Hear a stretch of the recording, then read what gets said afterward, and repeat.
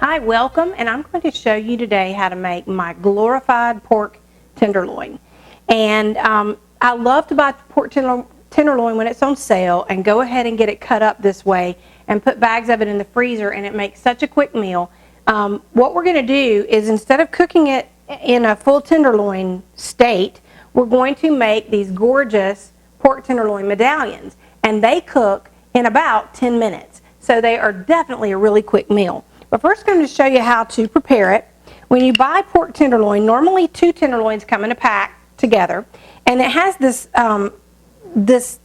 what is called silver skin, which is just part of the tendon or whatever on the pork. So I'm going to show you real quick. I like to use my little fillet knife, but you can use a regular knife, and you just kind of want to get up underneath it and get it started. And then once you get it started, you can kind of slice along, and you're just going to remove that skin.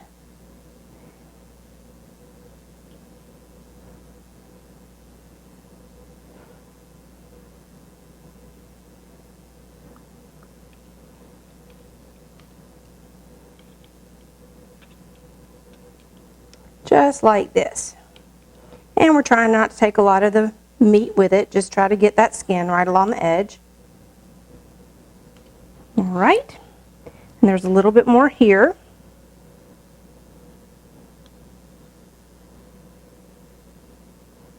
Got that. And a little bit right there.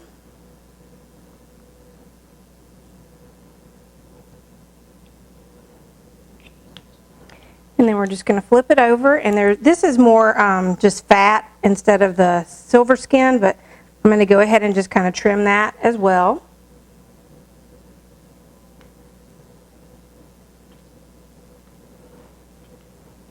And it's nice if you go ahead and buy several packages, and you can just do all this at once and get it done. All right, a little bit more fat right here.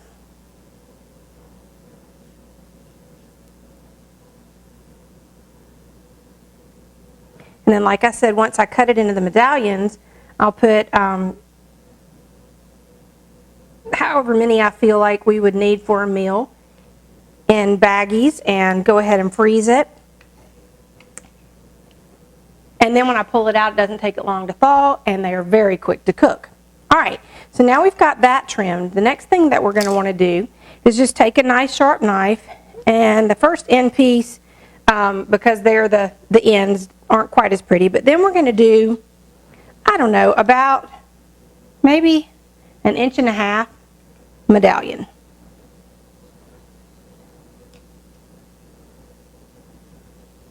And just cut it all that way.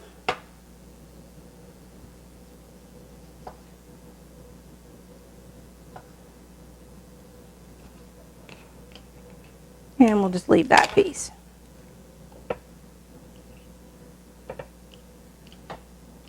There we go. Let's just slide that out of the way. Now that we've got these wonderful medallions, we need to season them up real quick. I'm going to rinse my hands.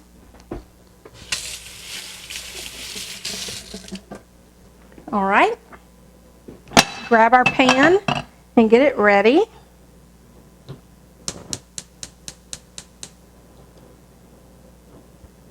And we're going to do a couple of turns around the pan of olive oil. And we're going to use my all-purpose seasoning blend mix that I like, and you can go to my website and find it. It's just onion powder and garlic powder and salt and pepper.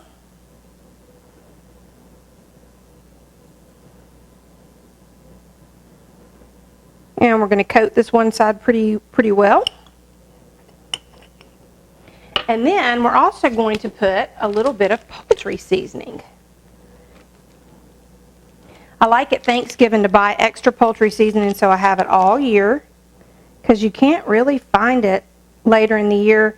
And I hate to have to buy all the seasonings to make my own blend of poultry seasoning when it's just so easy to buy it. But you certainly could make your own if you can't find it. So, poultry seasoning. There we go. All right, and our oil is warm in the pan, and we're just going to put our medallions right in there, seasoning side down so that I can season the other side while it's in the pan.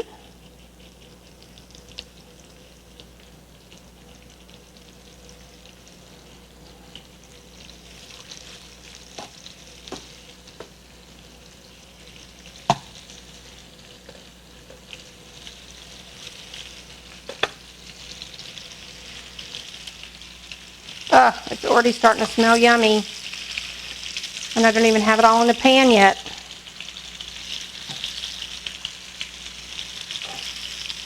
A lot of pork tenderloin recipes actually cook the pork tenderloin whole, and you have to roast it for, 30 minutes to 45 minutes or whatever.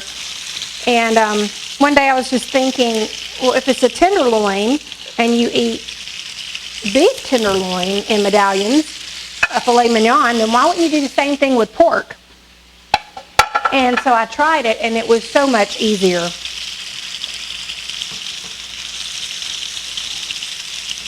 All right, and we're just going to let this hang out in the pan. I've got it on medium high. I might turn it down just a little bit. And I'm going to go ahead and season this other side so that when we flip them, they'll have yummy seasoning on both sides.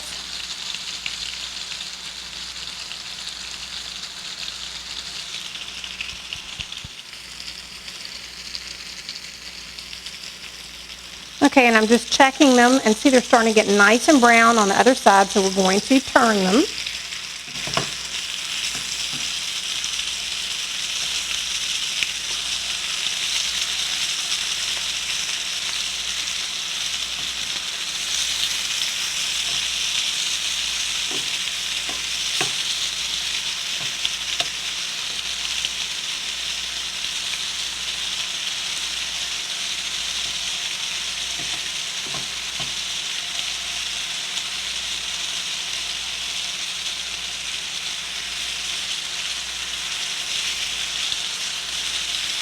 There we go.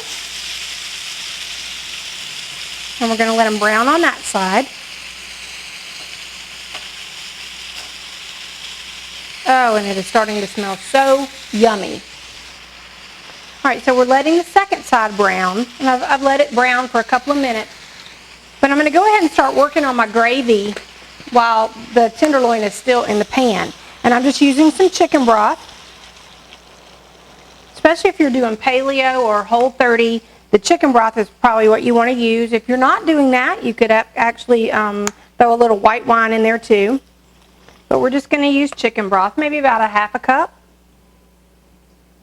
And this is just going to help finish cook the pork tenderloins and make sure they're nice and cooked on the sides as well. And it's going to end up leaving us with a gravy when we're done. And my husband says that everything is better with gravy on it. So we'll let this hang out for maybe 5 minutes and let the chicken broth kind of cook down some, reduce by probably about half. And when that happens, then we'll pull the pork tenderloins out and we'll finish up our gravy. All right, I'm going to grab these pork tenderloins out and finish our gravy up real quick. I'm just going to throw them in a bowl for the moment.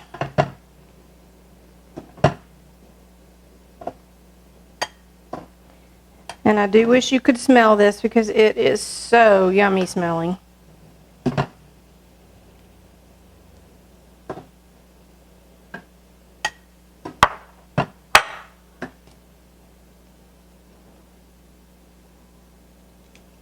All right.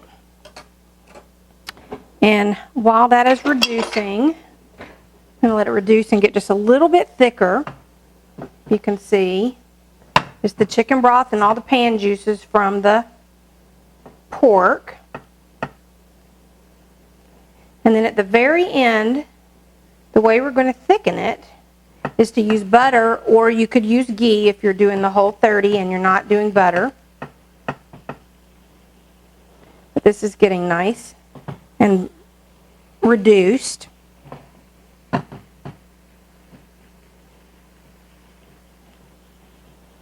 So we're going to let it reduce just a little bit more.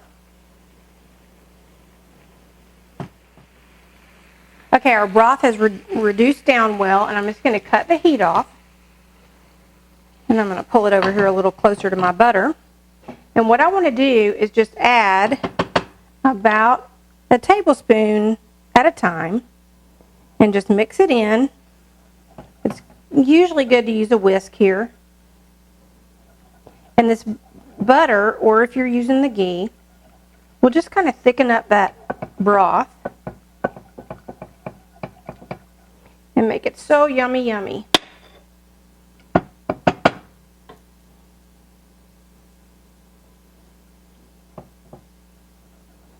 And we'll use probably about 2 to 3 tablespoons of butter. And then if you can see, it's starting to get a little bit thicker. I'll probably use 1 more tablespoon.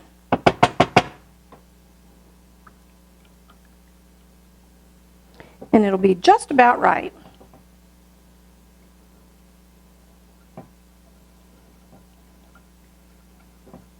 You might want to taste your gravy just to make sure the seasonings are good, but they're usually pretty good because of all the wonderful things that we put on the pork tenderloin to begin with.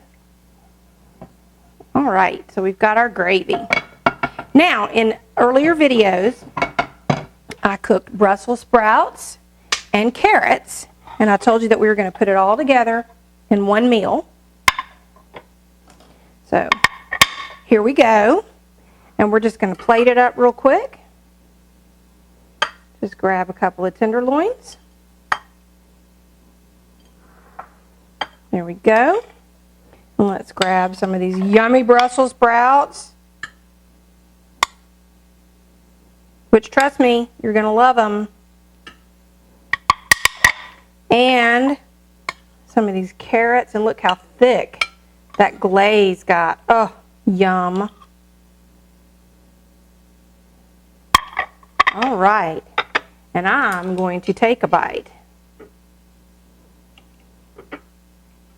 Oh, and you know what? I forgot to put the gravy on there, and my husband says everything's better with gravy.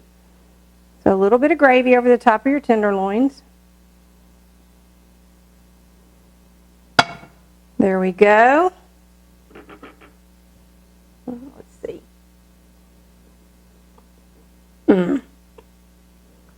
So good.